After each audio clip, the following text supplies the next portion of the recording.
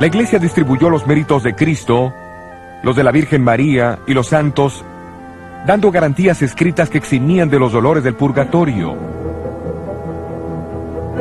Podía comprarse de un obispo la absolución de años de castigo en el purgatorio al reparar una iglesia, construir un puente o cercar un bosque, así como el recitar cierto número de plegarias o el hacer un peregrinaje para ver las reliquias de los santos.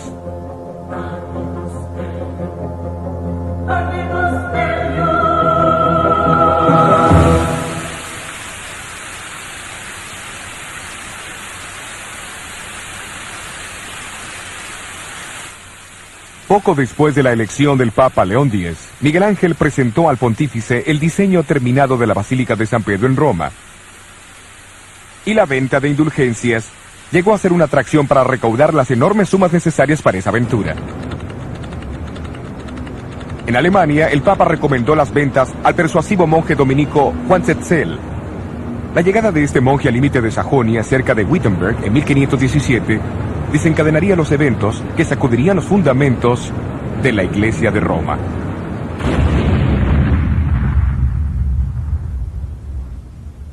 La Iglesia del siglo XVI se había apartado de la verdadera fe y necesitaba desesperadamente una reforma. Pero esto requería un individuo de valor para enfrentarse a la organización eclesiástica más poderosa que en el mundo haya conocido. Martín Lutero era el hombre que se necesitaba.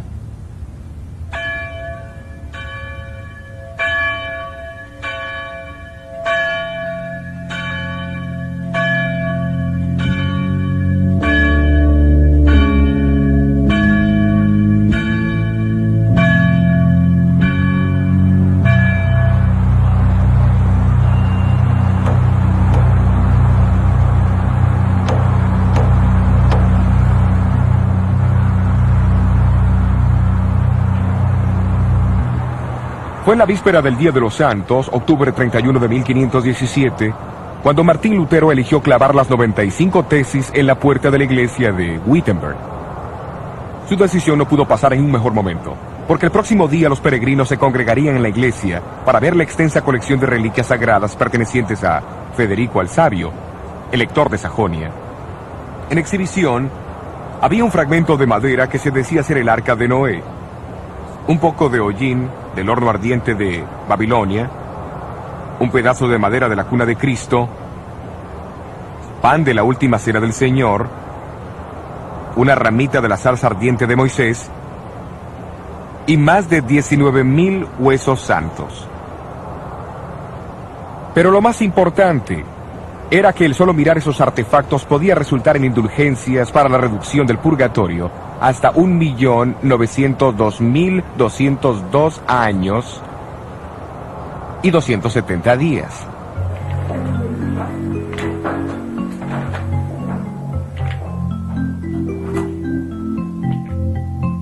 Aunque la intención de Lutero solo había sido usar su tesis para debate académico, él no pensó en la invención de la imprenta de Gutenberg. Al cabo de 2 semanas, su tesis en contra de las indulgencias y la proclamación del poder papal se leyeron por toda Alemania. En pocos meses, todos los cristianos conocían sus escritos.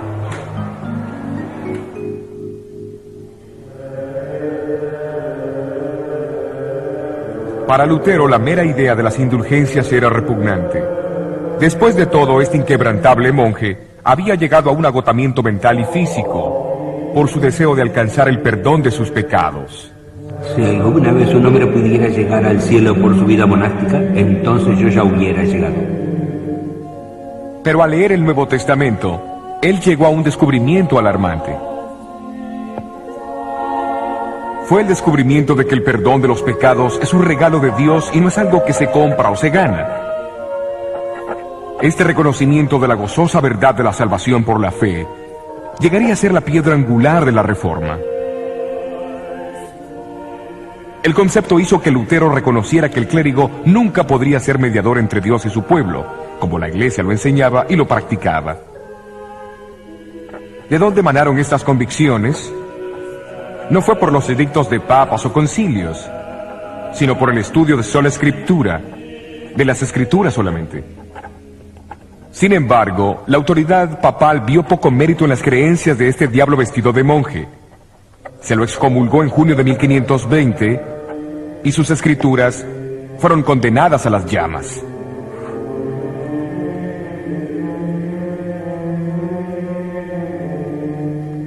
Fue en ese tiempo que Lutero enfocó su estudio de las escrituras en las profecías de Jesús, Daniel, Pablo y Juan, en relación con el surgimiento del anticristo.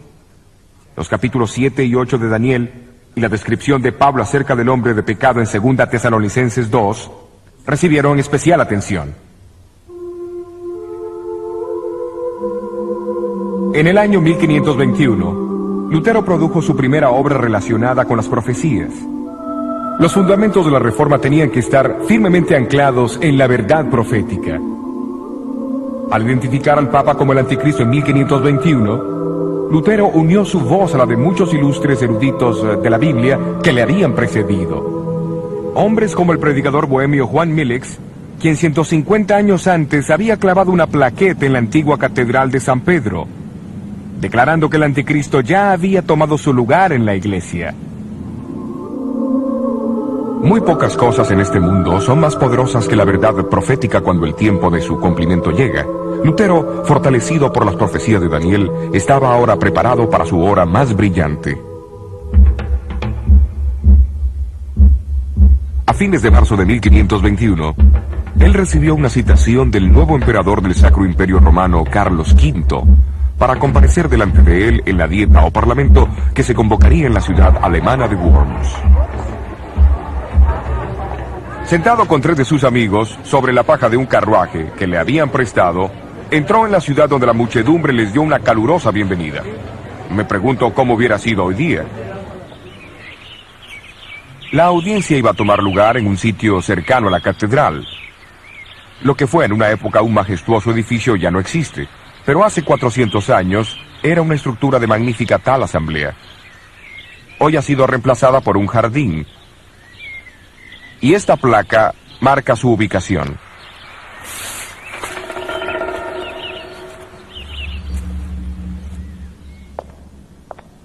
Nunca antes, en ninguna época, había comparecido un humilde monje ante tantos reyes, príncipes, nobles, diputados, embajadores, varones, señores de la realeza, obispos y prelados de la iglesia.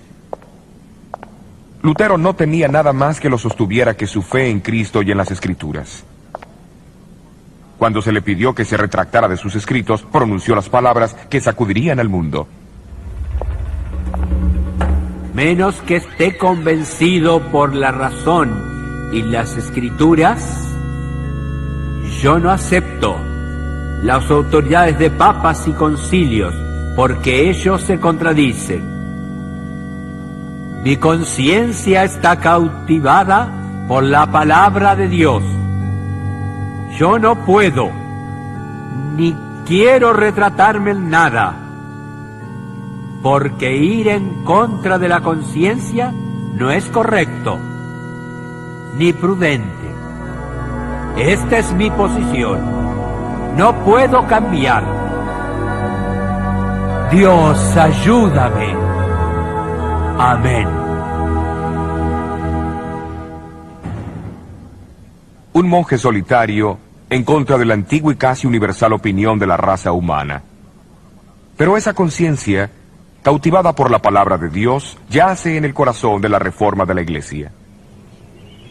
Es notable que en la dieta de Worms, Lutero no fue acusado de enseñar una nueva herejía, sino de apoyar las opiniones de otros que vinieron antes que él. Entre ellos estaba el estudiante inglés Juan Wycliffe, que fue llamado la estrella matutina de la Reforma.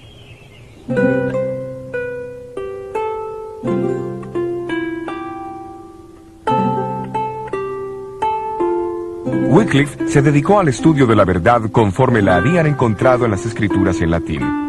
Nombrado como profesor del Colegio Superior de Balliol en Oxford, a menudo predicaba en la universidad y le fue dado el título de Doctor del Evangelio. En su estudio de Daniel, él también identificó el sistema papal como el anticristo. Pero sus comentarios anticlericales hicieron que fuese despedido de Oxford.